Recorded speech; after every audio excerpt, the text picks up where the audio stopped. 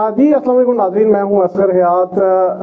آزاد کشمیر میں بلدیاتی انتخابات کا تیسرا مرحلہ مکمل ہوا اور اس تمام جو بلدیاتی الیکشن کی جو ایکسرسائز ہے موجودہ حکومت کو اس کا کریڈٹ جاتا ہے وزیر اعظم سردار تنویر الیاس کو۔ اس کے ساتھ ساتھ جو دیگر اقدامات ہیں اس میں گلگت بلتستان کے ساتھ کچھ اہم اقدامات شروع کیے گئے ہیں۔ وزیر اعظم آزاد کشمیر کے جو میڈیا ایڈوائزر ہیں سردار زاہد تبسم ہمارے ساتھ موجود ہیں، ان سے ہم پوچھیں گے، یہ بتائیے گا کہ بلدیاتی الیکشن کا تیسرا مرحلہ مکمل ہو گیا، 10 میں سے 7 اضلاع میں تحریک انصاف کے جو امیدوار ہیں وہ کامیاب ہوئے ہیں، تو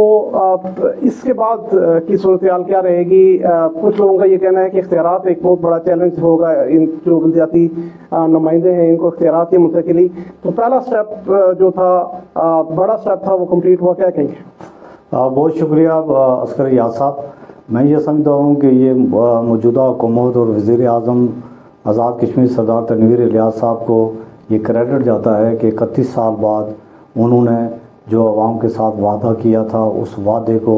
انہوں نے نبھایا اور بلدیاتی الیکشن کا تیسرا مرحلہ بھی مکمل ہو چکا ہے۔ گو کہ الیکشن کے انعقاد کے لیے وہ ساری مشکلات تھیں، وسائل کی عدم دستیابی تھی، فورسز اویلیبل نہیں تھی، لیکن اس کے باوجود میں یہ سمجھتا ہوں کہ جو الیکشن کمیشن کا رول رہا، جو آزاد کشمیر کی فورسز کا رہا ہے، سول انتظامیہ کا رہا ہے، اور بالخصوص جو آزاد کشمیر کے عوام نے اس 31 سال بعد جو ان کو اقدار نچلی سطح پر مل رہا تھا، جو انہوں نے تعاون کیا، اس پر ہم ان کو خراج تحسین پیش کرتے ہیں۔ اور وزیر اعظم نے جو کہا، جو وعدہ کیا اور وعدہ پورا کیا، اور آزاد کشمیر کی تاریخ میں پہلی مرتبہ صاف، شفاف اور پرامن انتخابات کا انعقاد ہوا۔ میں یہ سمجھتا ہوں کہ تیسرے مرحلے میں جو آزاد کشمیر کے 10 اضلاع تھے، اس میں 7 اضلاع میں پی ٹی آئی نے بڑی کامیابی حاصل کی، اور اس موقع پر وزیر اعظم نے تمام آزاد کشمیر کے جو نو منتخب چیئرمین ہیں، میئر ہیں، ڈپٹی میئرس ہیں، چاہے کسی بھی جماعت سے ان کا تعلق ہو، انہوں نے ان سب کو مبارکباد دی اور ان کے ساتھ یہ وعدہ کیا کہ حکومت ان کو وسائل فراہم کرے گی، ان کو فنڈز فراہم کرے گی، اور آزاد کشمیر میں جو تعمیر و ترقی کا جو یہ سفر ہے یہ ہر گاؤں سے شروع ہوگا۔ یہ بتائیں کہ یہ کیونکہ جو انتخابات کا انعقاد تھا یہ خاصا مشکل کام بھی تھا، پھر سیکیورٹی کے حوالے سے بھی جیسے آپ نے بتایا، اور کابینہ کے اندر سے بھی وزیر اعظم کئی مرتبہ کہہ چکے ہیں کہ بہت مخالفت تھی، اور اس سے پہلے بھی بہت ساری حکومتیں جو تھیں وہ اسی بنیاد پر، کیونکہ کابینہ کے اندر سے لوگ مخالفت کرتے تھے، بیوروکریسی تعاون نہیں کر رہی تھی، انتخابات نہیں ہو سکے، تو موجودہ وزیر اعظم نے یہ تمام جو رکاوٹیں تھیں یہ عبور کی، اور اس چیز کو بنیاد کر کے بنا کر یہ انتخابات ملتوی بھی کر سکتے تھے، بہت سارے آپشنز تھے کیونکہ سیکیورٹی موجود نہیں تھی۔ میں یہ سمجھتا ہوں کہ وزیر اعظم صاحب نے جو وعدہ کیا تھا وہ وعدہ نبھایا، کیونکہ جتنا میں سردار تنویر الیاس صاحب کو جانتا ہوں، یہ نہیں کہ میں ان کا میڈیا ایڈوائزر ہوں، وہ ایک عمداد انسان ہیں اور جو کمٹمنٹ کرتے ہیں پھر یہ نفع نقصان نہیں دیتے، کیونکہ سردار تنویر الیاس صاحب کا کوئی نہ تو کسی کمیشن کا مسئلہ تھا، نہ کوئی اور ان کی جو ہے نا وہ ضروریات تھی یا خواہشات تھیں۔ انہوں نے یہ وعدہ کیا، انہوں نے جب دیکھا ہے کہ 31 سال میں آزاد کشمیر میں بلدیاتی انتخابات نہیں ہوئے، نوجوان جو ایک سیاسی لاٹ ہے وہ تیار نہیں ہو سکی، تو انہوں نے یہ ٹھان لی تھی کہ میں آزاد کشمیر کے بلدیاتی انتخابات کراؤں گا، چاہے کتنی بھی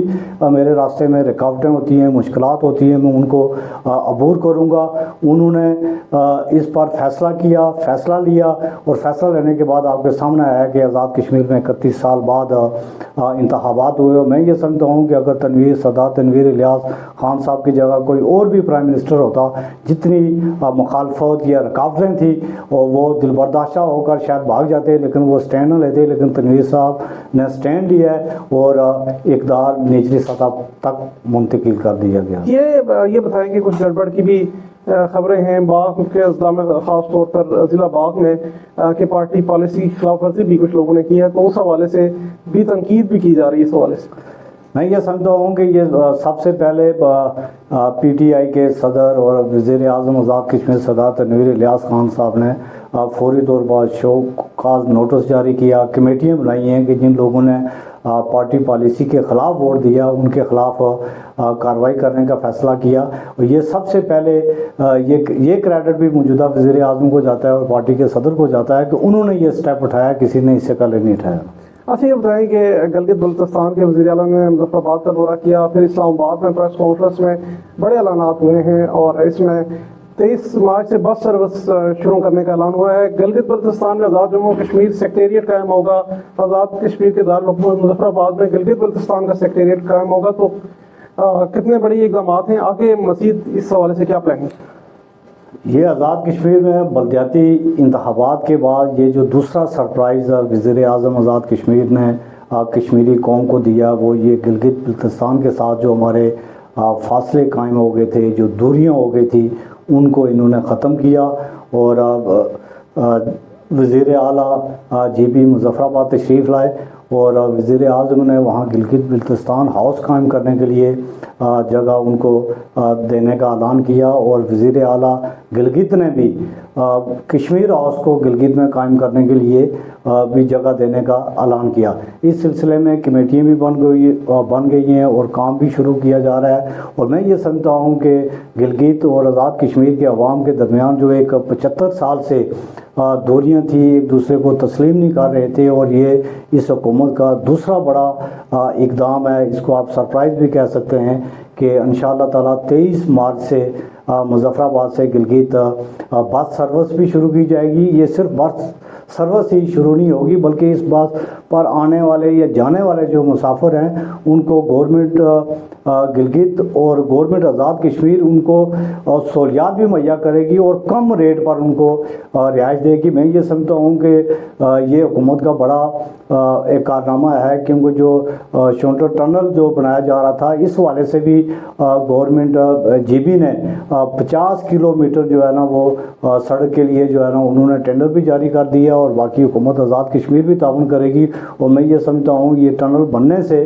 जो गिलगित और इस्लामाबाद के दरमियान जो फासला होगा, इसमें कम अज़ कम 8 से 9 घंटे जो है ना वो उसकी बचत होगी और कमी होगी, और जो सफ़र जो है ना ये जल्दी तय होगा। अच्छा, दूसरी बात यह है कि दोनों जो खिते हैं, ये दोनों जो इलाके हैं, आज़ाद कश्मीर है, गिलगित बल्तिस्तान है, ज़ाहिर है जम्मू कश्मीर की इकाइयाँ हैं, और इस दोनों के मसाइल भी तकरीबन सेम ही हैं कि वफाक की जानिब से बजट के इशूज़ आते हैं, तरक्याती मामलात के इशूज़ आते हैं, पसमानदगी दोनों इलाकों की ज़्यादा है। तो इस कोऑपरेशन से ये भी मसाइल भी हल करने में मदद मिलेगी। मैं ये समझता हूँ कि जो हुकूमत ने ये स्टेप उठाया, ये बड़ी सोच विचार के बाद प्राइम मिनिस्टर साहब ने उठाया। उन्हें ये भी पता है कि इसके मसाइल क्या हो सकते हैं, उस मसाइल का हल कैसे निकल सकता है। और इस सिलसिले में जो मशीर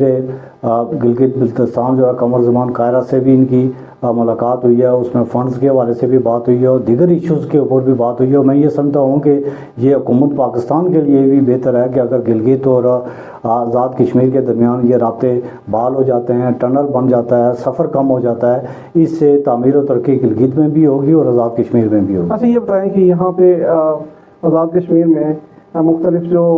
प्रोग्राम्स हैं, खुद कफील बनाने के हवाले से शहरियों को क्या प्रोग्राम शुरू किए जा रहे हैं? अंगूरा खरगोश का हम नाम सुन रहे हैं। मैं एज अ जर्नलिस्ट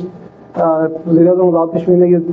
बात की तो मैंने पहली दफ़ा ये इसको सर्च किया और देखा, तो क्या मनसूबे हैं इस हवाले से? मैं ये समझता हूँ कि जो आज़ाद कश्मीर का जो 4471 मरबा मील जो एरिया है, वहाँ कोई लोगों का सोर्स ऑफ इनकम नहीं है। या तो लोग मुलाजमत करते हैं, ये बैरून मुल्क जो है ना वो जॉब करके अपने घर वालों की जो है ना वो कफ़ालत करने के लिए आते हैं, लेकिन ये इतना काफ़ी नहीं है। जो वज़ीर आज़म साहब की जो खुसूसी हदायत है, जो इक़दामात करने जा रहे हैं, ये पहली मरतबा ये आज़ाद कश्मीर में ज़राअत की तरक्की के लिए, इसको फ़रोग़ देने के लिए भी बड़े इक़दामात उठाए जा रहे हैं। इसी तरह लाइव स्टॉक है और दीगर जो इश्यूज़ हैं उनके ऊपर भी हुकूमत बड़ी संजीदगी के साथ गौर कर रही है। अभी ज़राअत के हवाले से हुकूमत ने बड़ी ज़बरदस्त इक़दामात उठाए हैं कि जो ज़मीन आज़ाद कश्मीर में ज़रख़ेज़ होगी और जिसमें काश्तकारी की जा सकती है, इसके ऊपर किसी किस्म की भी تعمیر کے پر جو ہے نا وہ پابندی لگا دی گئی ہے، اور اگر کوئی جبرن جو ہے نا وہ زرخیز زمین کے اوپر تعمیر کرے گا تو اس کو 30 لاکھ روپیہ فی مرلہ جو ہے نا وہ جرمانہ پے کرنا پڑے گا۔ اگر کوئی کسی کی زمین کاشت کے قابل ہے، زرخیز ہے، وہاں سے فصل لگائی جا سکتی ہے، اگر وہ اس زمین کو بنجر رکھیں گے تو اس کے لیے بھی جو ہے نا یہ جو ہوا ہے کہ اس کو 50,000 روپیہ فی کنال سالانہ جو ہے نا اس کے اوپر بھی جرمانہ کیا جائے گا۔ میں یہ سمجھتا ہوں کہ آزاد کشمیر میں اس سب سے زیادہ جو انکم ہے وہ حکومت نے ابھی ایک ٹارگٹ رکھا ہے کہ فشری کے لیے، مچھلی پیدا کرنے کے لیے سالانہ جو اس کی انکم ہے وہ 3 ارب روپے کا انہوں نے تخمینہ لگایا کہ مچھلی پیدا کی جائے اور مچھلی جو ہے نا اس کو سیل کیا جائے۔ اس سے بھی آزاد کشمیر کے اندر انکم بڑھے گی، وسائل آئیں گے اور وہ وسائل آزاد کشمیر کی عوام کی تعمیر و ترقی پر صرف ہوں گے۔ اسی طریقے سے لائف سٹاک کے حوالے سے یہ گائے، بھینسیں یا دیگر جو بھی اس کی چیزیں ہیں، اس حوالے سے بھی حکومت کام کرنے جا رہی ہے، اور کسان جو ہیں ان کے لیے حکومت نے یہ جو پیکج کیا ہے کہ جو ذمہ دار ہیں، جو اپنی زمینوں کو آباد کریں گے، اس میں کاشتکاری کریں گے، ان کے بچوں کو میڈیکل، انجینئر کالج اور یونیورسٹیز میں ان کو داخلے بھی دیے جائیں گے۔ اگر وہ اچھی کاشتکاری کریں گے تو ان کو انعام بھی ملے گا اور ان کو تمام وسائل وہ حکومت فراہم کرے گی۔ میں یہ سمجھتا ہوں کہ جس طرح حکومت یہ زراعت کے شعبے میں اور جس طرح آگے خاص کر پھلدار درختوں کے حوالے سے کہ ہر گھر میں، چاہے وہ 5 مرلے کا گھر ہے، 3 مرلے کا گھر ہے، وہاں ہر گھر کے اندر 3 درخت کم از کم جو ہے نا پھلدار پودے لگائے جائیں گے، اور ہر گھر کے اندر جو ہے نا کچن گارڈن قائم کیا جائے گا تاکہ ہم فروٹ میں بھی خود کفیل ہو سکیں۔ اگر آزاد کشمیر حکومت یہ زراعت کے شعبے میں اور اس کے بعد فروٹ کے شعبے میں اور فشری کے شعبے میں اگر یہ خود کفالت ملتی ہے تو میں یہ سمجھتا ہوں کہ آزاد کشمیر کہ عوام کا کوئی مسئلہ نہیں رہے گا، روزگار بھی ملے گا اور لوگوں کو جو ہے نا وسائل بھی مہیا ہوں گے۔ اس پر حکومت سنجیدگی کے ساتھ عمل کر رہی ہے۔ جس طرح آزاد کشمیر میں انڈسٹری زون کو جو ہے نا وہ پروموٹ کیا جا رہا ہے، اسی طریقے سے کامیاب خواتین پروگرام شروع کر دیا گیا، نوجوانوں کو ہنرمند بنانے کے لیے ان کو ٹریننگ دی جا رہی ہے، تو یہ ساری حکومت اپنے وسائل سے کر رہی ہے۔ جب آزاد کشمیر کے خواتین اور حضرات نوجوان جو ہے نا، بچے اور بچیاں جو ہے نا وہ باہنر ہوں گے، وہ اپنے گھر میں ہوم میڈ انڈسٹری قائم کریں گے تو اس سے خطہ بھی خوشحال ہوگا اور لوگ بھی خود کفیل ہوں گے۔ اور میں یہ سمجھتا ہوں کہ اس 75 سالہ تاریخ میں پہلی مرتبہ کوئی پرائم منسٹر آزاد کشمیر کی عوام کو اس خطے کو ملا ہے کہ جس کی نیت عوام کی بہتری کے لیے، عوام کو روزگار دینے کے لیے، عوام کو خود کفیل بنانے کے لیے ہے۔ اور میں یہ سمجھتا ہوں کہ یہ ہماری کشمیری قوم کی بدقسمتی ہوگی کہ اگر وہ وزیر اعظم آزاد کشمیر کی جو پلاننگ ہے، جو ان کا ویژن ہے، اس سے فائدہ نہ اٹھا سکیں۔ جی بہت شکریہ سردار زاہد توسو ہمارے ساتھ موجود تھے۔ بہت ساری چیزیں ایسی ہیں